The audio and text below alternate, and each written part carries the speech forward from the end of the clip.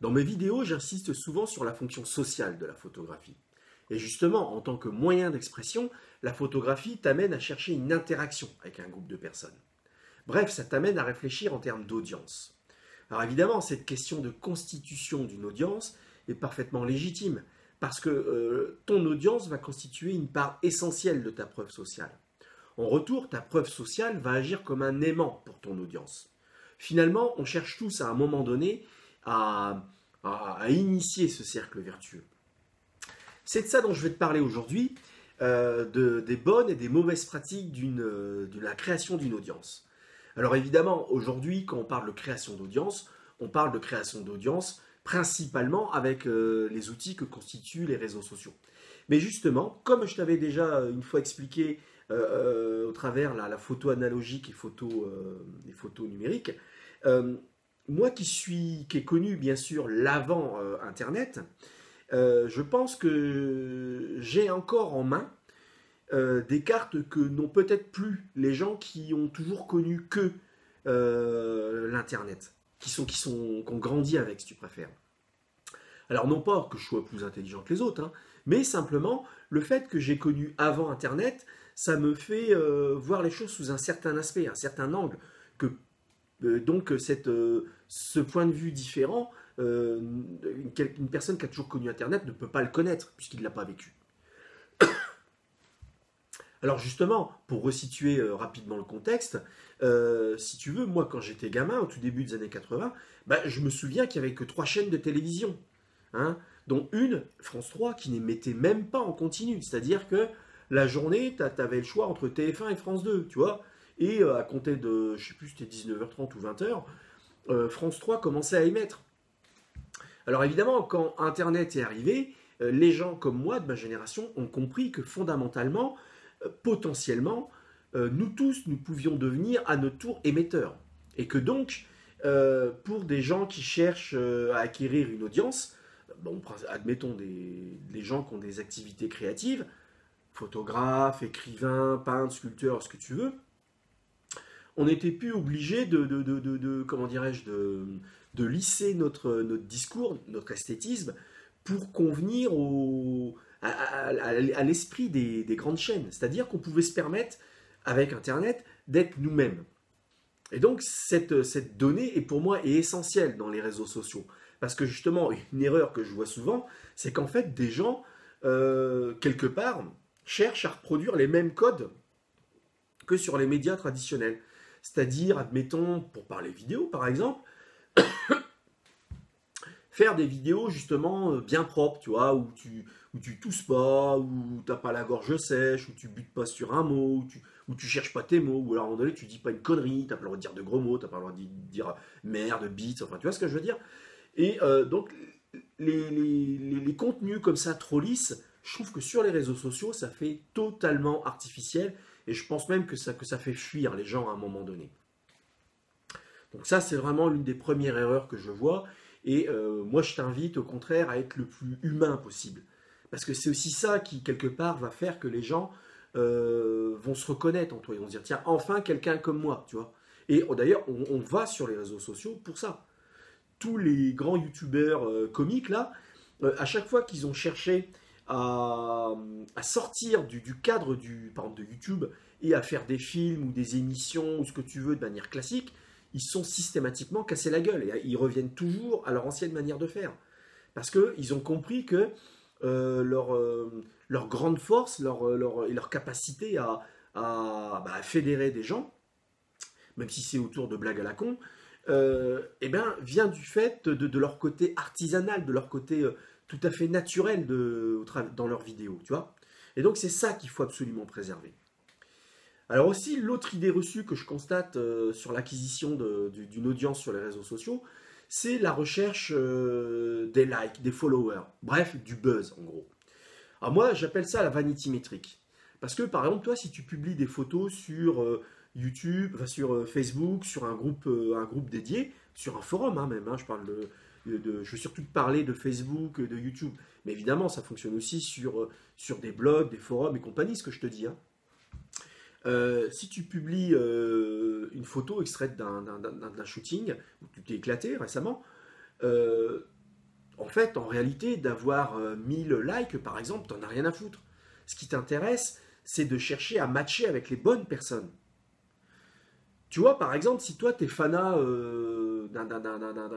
d'un type de photo bien précis, je sais pas, admettons que t'aimes la photo en urbex, mais style gothique, euh, et fait avec des moyens argentiques essentiellement, toi, ton but, ça va être de matcher avec ces gens-là.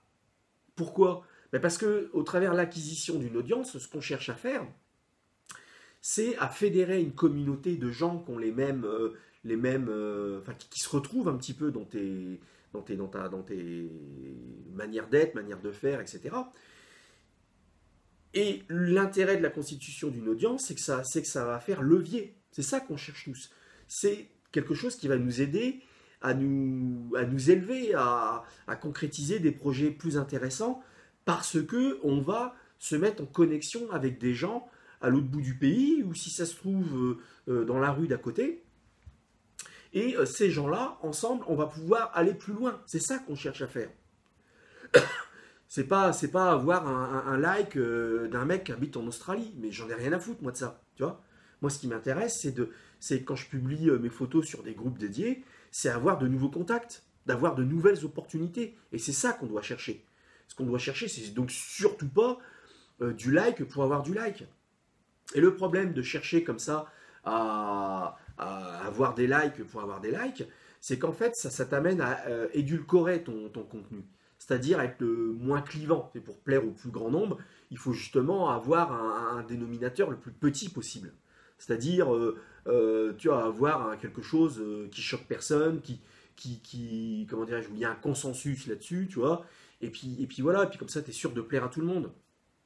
Alors qu'en fait, ce que tu dois faire, c'est strictement l'opposé. C'est-à-dire vraiment chercher d'être clivant, chercher à éliminer justement tous ces gens-là. Parce que je pense que tu vois, dans la constitution d'une audience, ce qui peut le plus te desservir, c'est en fait l'effet de buzz. Alors pourquoi ça peut te desservir? Je vais prendre l'exemple de YouTube. Si tu as une vidéo où tu partages par exemple un backstage, justement d'un shooting dans un manoir abandonné, avec des modèles habillés en gothique, machin, et puis toi tu as ta chambre photo, machin, bidule, t'expliques comment tu fais, l'organisation du shooting. Si par une raison quelconque, à un moment donné, cette vidéo buzz, tu vas avoir donc un pic d'audience. Et puis tu auras certainement un pic de likes. Mais tout ça, ça va t'amener des touristes, ça va t'amener en réalité des gens qui n'ont rien à voir avec ton truc. Pour une raison quelconque, cette vidéo va plaire, plus de nombre que d'habitude, mais fondamentalement, c'est des touristes, c'est des gens qui ne sont pas en adéquation avec ton but. Et quelques vidéos plus tard, bien sûr, les gens qui se seront abonnés à ta chaîne YouTube suite à cette vidéo qui aura buzzé, ils vont se rendre compte qu'ils n'ont rien à voir en fait avec toi. Et ces gens-là, eh bien, du coup, ils vont se mettre à disliker, puisque sur YouTube, il y a les dislikes, il y a des pouces rouges. Ils vont se désabonner de ta chaîne. Ou alors, ils vont carrément, dans les commentaires, te dire que tu es un gros connard, par exemple. Et l'effet de ça, ça va être que YouTube, ça, ils vont l'interpréter dans l'algorithme pour mettre en avant tes vidéos, ou les proposer. Tu as d'autres personnes qui seraient susceptibles, a priori, selon eux, de correspondre à ton public cible. Donc du coup, ils vont interpréter cette baisse d'audience, cet afflux subi de dislikes et de critiques comme étant l'illustration du fait que maintenant tu produis du contenu moins intéressant qu'avant, voire même du contenu, je ne sais pas, admettons, polémique, etc. Tout à l'heure, je te parlais d'être clivant, mais d'être clivant, ça ne veut pas dire d'être polémique, nécessairement. Et donc, le fait que YouTube va déterminer que tu es moins intéressant qu'avant, eh bien, du coup, ils vont te déclasser. C'est-à-dire, non pas qu'ils vont te blacklister, mais ils vont se dire, tiens, lui, il fait du contenu moins intéressant qu'avant, eh bien, on propose moins ses vidéos, tu sais, dans le bandeau, là, sur le côté, eh bien, on va moins mettre en avant ses vidéos. Donc, tu vois, ça va avoir un effet pervers, comme on dit. C'est pour ça que ce qu'il faut éviter, c'est l'effet de buzz. Récemment, je t'expliquais que pour progresser en photo, le truc sur lequel il ne faut pas compter, c'est la motivation. Et bien là, c'est pareil. Pour te constituer une audience, il faut que tu évites donc tout ce qui est effet de buzz, etc. Et au contraire, il faut que tu te crées un process. Alors, dans ton process, tu vas faire différentes choses. La première chose à faire, c'est que tu vas chercher à déterminer ton public cible. C'est-à-dire que tu vas chercher à dresser un portrait robot des gens avec qui tu matches. C'est-à-dire avec les gens, finalement, qui sont dans le même feeling que toi, qui sont, voilà, tu vois. Bon, pour parler de mon fameux exemple, bah, toi, ton but, si tu aimes la photo gothique dans des lieux urbex avec des chambres argentiques, ton public, c'est le même type de personne. C'est les gens qui sont fanats de l'argentique, qui aiment de la photo, faire de la photo en urbex, ou alors des modèles photos ou des stylistes photos qui sont en adéquation avec ça. C'est pas des gens qui aiment la photo en studio, avec des réflexes numériques, avec des make-up où les nanas elles ressemblent à des poupées de cire et la retouche idem. Tu vois. Donc il y a un effet où tu élimines, mais c'est naturel, c'est normal. Donc tu cherches à dresser un portrait robot de ta cible, de ton audience cible. La deuxième chose, c'est que tu vas t'imposer un rythme, un calendrier de publication. Suivant les jours que tu estimes être plus porteurs que d'autres, c'est-à-dire des jours où tu estimes que les gens ils ont plus de disponibilité, ou ils sont plus réactifs à ton contenu, ce jour-là, tu vas t'imposer de toujours publier, quoi qu'il advienne.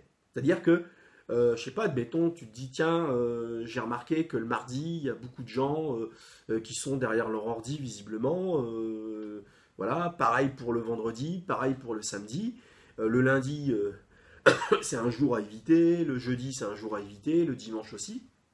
Et bah donc, tu te crées une routine où tu t'imposes de publier tous les mardis, tous les mercredis, tous les vendredis, tous les samedis. Alors ça peut être aussi un contenu par semaine, par exemple, hein.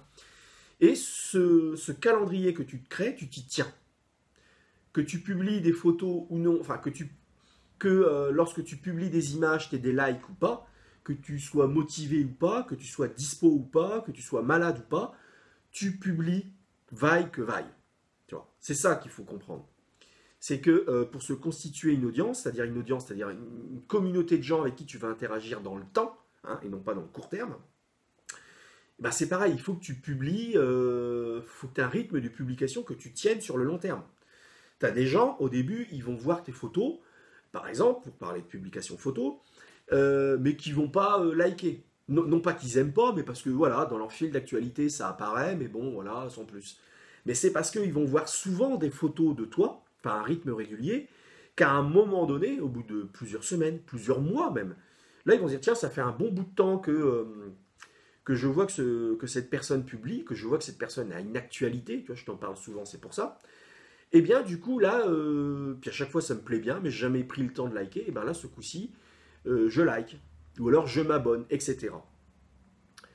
Et donc, c'est pour ça, la régularité dans le temps est essentielle dans l'acquisition d'une audience. Et tu vois, pour faire un parallèle avec, j'allais dire, le monde physique, le traditionnel, moi, ce qui était frappant, tu vois, en magasin, donc en magasin photo, c'est que, et toujours pour faire terminer là, sur l'effet de buzz, quand tu travailles dans un magasin, tu comprends vite que tous les gens qui rentrent dans ton magasin, c'est pas nécessairement des clients. D'ailleurs, même ce sera même une minorité qui seront des clients. Tu as des gens, ils arrivent là, ils sont perdus. Tu as des gens, ils arrivent là pour des prétextes divers et variés. Moi qui ai travaillé dans une boutique qui était située dans une galerie marchande, alors tu as la mère de famille qui laisse son caddie avec ses deux gamins dans ton magasin, bah, parce que dans le magasin d'à côté, elle ne peut pas rentrer avec son caddie, véridique, hein, je l'ai vu. Une autre fois, je ne sais pas pourquoi, alors que dans ta vitrine, tu n'as que des appareils photo, tu as un type qui reste là pendant une demi-heure à tout regarder, tu lui demandes à un moment donné si tu peux le renseigner, l'aider, et ben, il va te demander si tu n'as pas le dernier smartphone, alors que tu n'as que des appareils photo en vitrine quand même, hein. Bref, sans parler de ceux qui, enfin il y a tout un tas de codes de comportement, tiens je peux t'en dévoiler quelques-uns. Nous en vente, enfin en magasin, on apprend que quelqu'un qui rentre avec les deux mains dans les fouilles, il est pas là pour être client.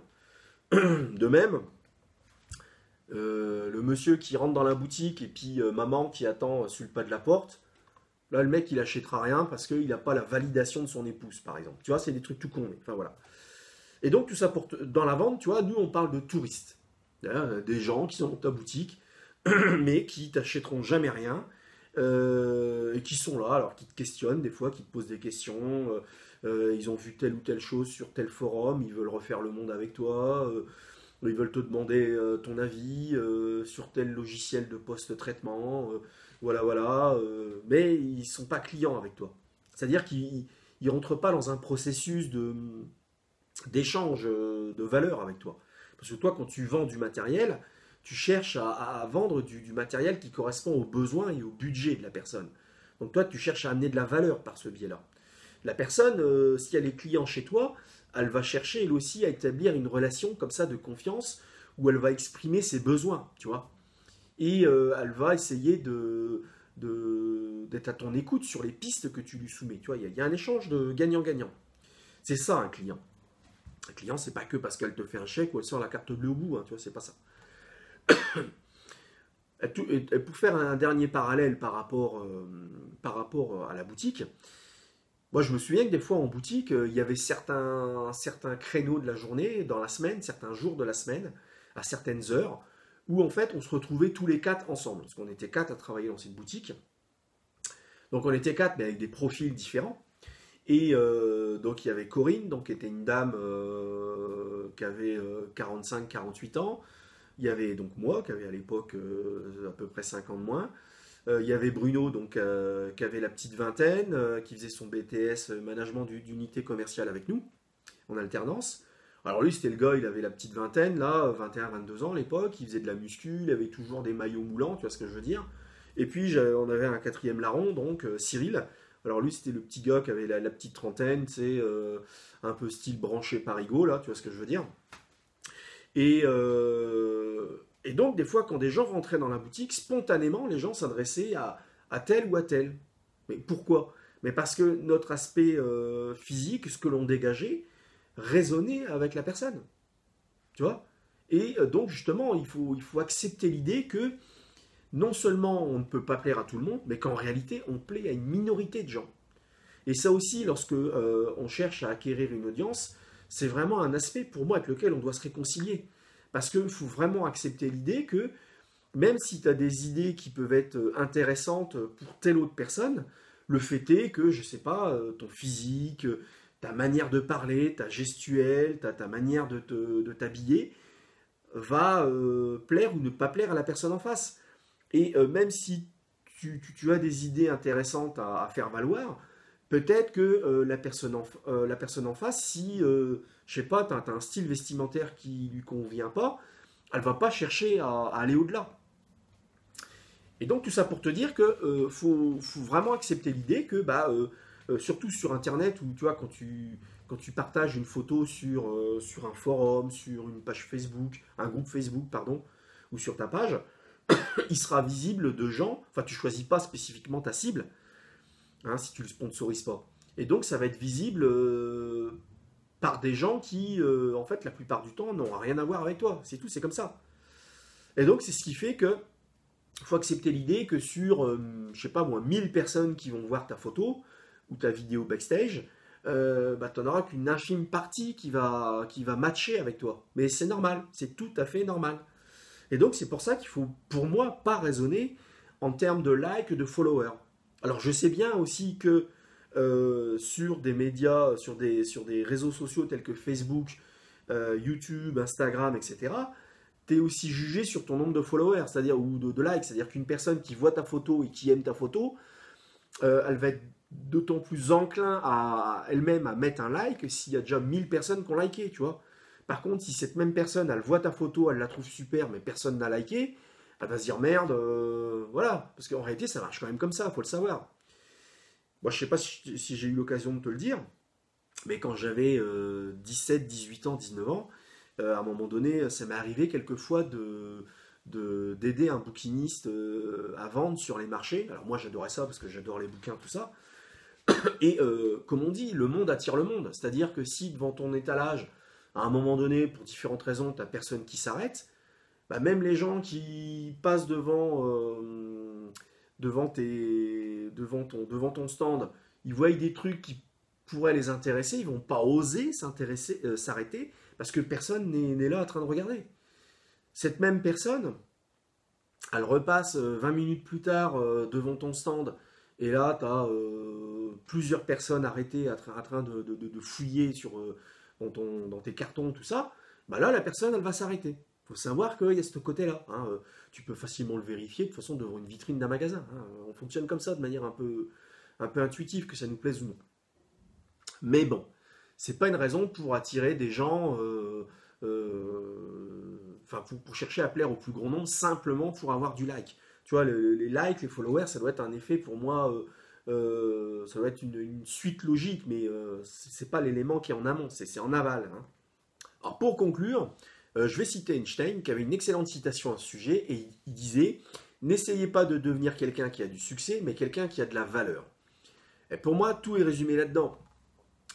Dans ton acquisition d'audience, dans la communauté, dans la tribu que tu vas réunir, euh, tu seras jugé par contre sur ta manière, sur ta capacité à apporter de la valeur à la communauté que tu rassembles, que tu fédères.